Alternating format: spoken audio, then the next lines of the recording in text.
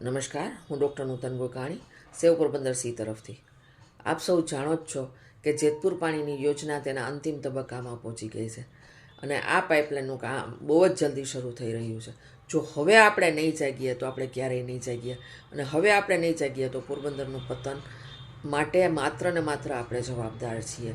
આપણી પેઢીઓના પતન માટે માત્ર ને માત્ર આપણે જવાબદાર રહેશું. તો આપણે સૌએ હવે જાગવાની જરૂર છે. મચ્છીમાર ઉદ્યોગ અને ખેતી ઉદ્યોગ સૌથી વધારે આમાં હેરાન થશે. ઘેરના ખેડૂતો, જો તમને કહેવામાં આવ્યું હોય કે આ પાઇપલાઇન આવશે તો તમારું પાણી તમને હેરાન નહીં કરે, તો આ ખોટી વાત છે. 10 ફૂટ નીચે જ્યારે આ પાઇપલાઇન તૂટશે ત્યારે આપની જમીનો ક્યાં સુધી બંજર થશે તે તમારા ધ્યાનમાં પણ નહીં હોય અને તમારી પેઢી આ વાવવા લાયક નહીં રહે. આ જ રીતે માછીમાર ભાઈઓ પણ કોઈ પણ જગ્યાએ ધંધો એમને નહીં મળે અને આખા ગુજરાતના માછીમારો હેરાન થવાની તૈયારીમાં છે. તો પોરબંદરની દરેક જ્ઞાતિ સંસ્થાઓ, સામાજિક સંસ્થાઓ, શૈક્ષણિક સંસ્થાઓ, રાજકીય પક્ષો અને ડૉક્ટરો, વકીલો, ઉદ્યોગકારો, એન્જિનિયરો, જેને લાગુ પડતું હોય, પોરબંદરમાં રહેતું નાનામાં નાના બાળકથી માંડીને તમામ લોકોને હવે જાગવાની જરૂર છે. આ અંતર્ગત સેવ પોરબંદર સી દ્વારા એક સ્મશાન યાત્રાનું આયોજન કરવામાં આવેલું છે, જેમાં જેતપુર પાણીની આપણે સ્મશાન યાત્રા કાઢીશું અને તેને ઇન્દ્રેશ્વર પાસે એની ચિતામાં આપણે હોમશું.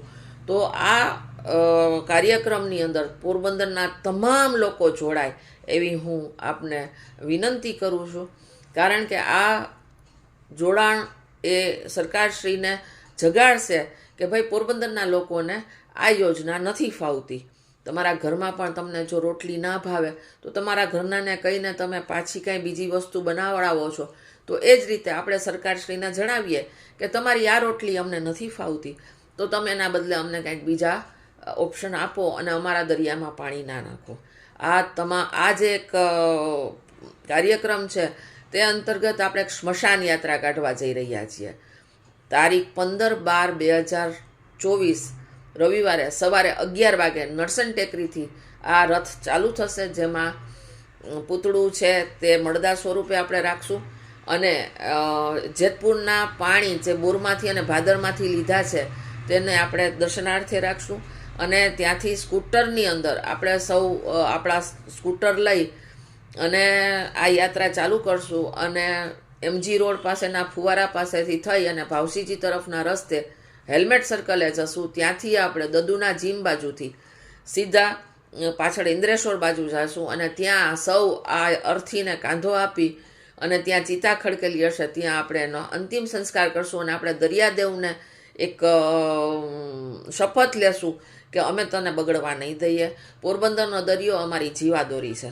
સૌ ખેડૂત ભાઈઓને, સૌ માછીમાર ભાઈઓને અને મેં કહ્યું તેમ તમામ સંસ્થાના લોકોને, પોરબંદરનું એક વ્યક્તિ આ સ્મશાન યાત્રામાં જોડાય એ હું આપ સૌને સેવ પોરબંદર સી તરફથી વિનંતી કરું છું. હું સતત આપ સૌ સમક્ષ આવતી રહીશ. પ્લીઝ આપ સૌ લોક જાગો. ખેડૂત ભાઈઓ, માછીમાર ભાઈઓ અને તમામ જ્ઞાતિ સંસ્થાઓ, હું તો કહું છું કે તમારા બાળકોને પણ આ શીખવો. ખાસ નવયુવાન અને નવયુવતીઓ તથા બહેનો સ્કૂટર લઈ અને આ રેલીમાં જોડાય. આ કોઈ વિરોધ પ્રદર્શન નથી કે તમે કોઈની આંખે થાશો અને તમારે ડરવાની જરૂર છે.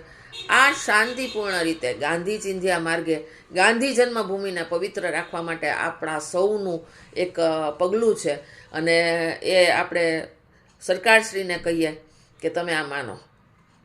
તો આપ સૌને હું હાથ જોડી વિનંતી કરું છું કે આપ આ રેલીમાં જોડાઓ. તારીખ 15/12/2024 રવિવાર સવારે 11 કલાકે નરસન ટેકરી. ખૂબ ખૂબ આભાર.